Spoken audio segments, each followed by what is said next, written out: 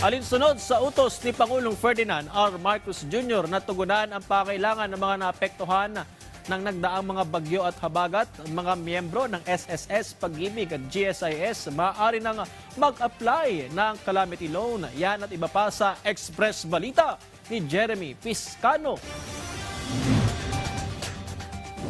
Pinangunahan ni Pangulong Ferdinand R. Marcos Jr. ang pagpapasinay sa Yaman ng Kalusugang Program para Malayo sa Sakit o PhilHealth Yakap. Ang PhilHealth Yakap ang mas pinalakas na konsultasyong sulit at tama o konsulta program na ngayon ay mas pinalawak pa ang saklaw. Mula sa libreng check-up at basic laboratory test hanggang sa access sa mga gamot. Giit ng Pangulo, paraan nito ng gobyerno para ibaba ang healthcare sa mga komunidad nang sa gayon ay agad na matugunan ang pangailangang medikal ng publiko para maiwasan ng lumala ang kanilang sakit. Napakalayo ng ating malalaking ospital doon sa kanilang pinanggagalingan. At kaya napakahirap makapunta kahit na may kaunting nararamdaman, ay sabi hindi na bale dahil napakalayo. Pagdating dito sa amin sa ospital, malala na masyado ang karamdaman nila. Kailangan ibaba ang healthcare natin na hindi lamang sa malalaking ospital, kung hindi sa mga maliliit na mga clinic.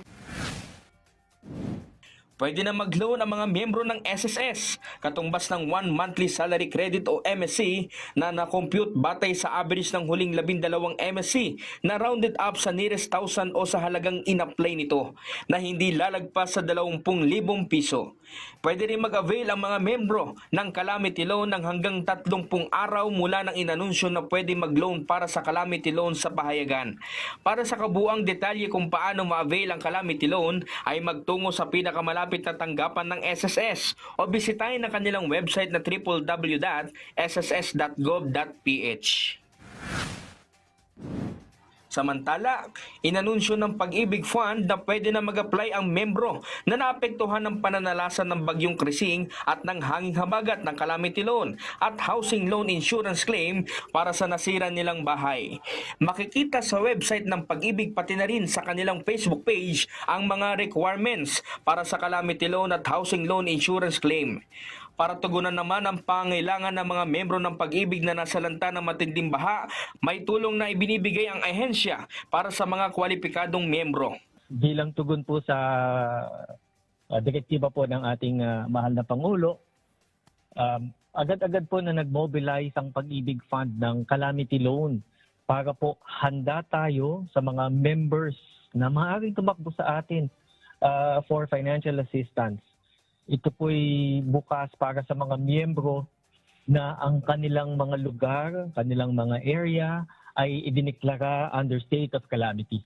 Pinagaan pa ng ahensya ang paraan ng pagbabayad para makatulong na mas makabangon ng mga membro na nag-avail ng programa. Binibigyan ho natin sila ng palugit para ho lalo silang maka-recover. Lalo na po kung may dulot po ng calamity yung kanilang dinadanas. Opo. Kaya po yung payment ng calamity loan natin, hindi ho magsisimula after 3 months pa. Inilunsad naman ng GSIS ang emergency loan program para sa mga aktibong membro at mga pensyonado na naninirahan o nagtatrabaho sa mga lugar na idineklara na state of calamity.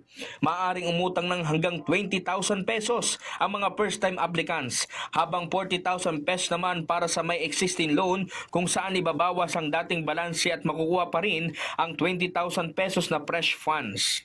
Mababa rin ang interes, nasa 6% lang, walang processing fee at kayang bayaran sa loob ng 3 taon.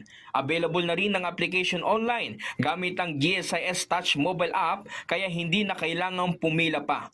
Para naman sa updated list ng qualified areas, bisitahin ang GSIS website o social media accounts. Samantala, tiniyak naman ng Meralco na kaagad na may babalik ang supply ng kuryente sa mga lugar sa Metro Manila sa sandaling humupa na ang baha. First consideration po namin is yung safety po ng community. Mahirap po magsapalaran in terms of public safety because alam naman natin ang tubig at ang kuryente is a deadly mix. And so we'd rather really consider very seriously the safety implications bago po kami mag-restore ng tuloy-tuluyan. Jeremy Piscano, para sa Pambansang TV, sa Bagong Pilipinas.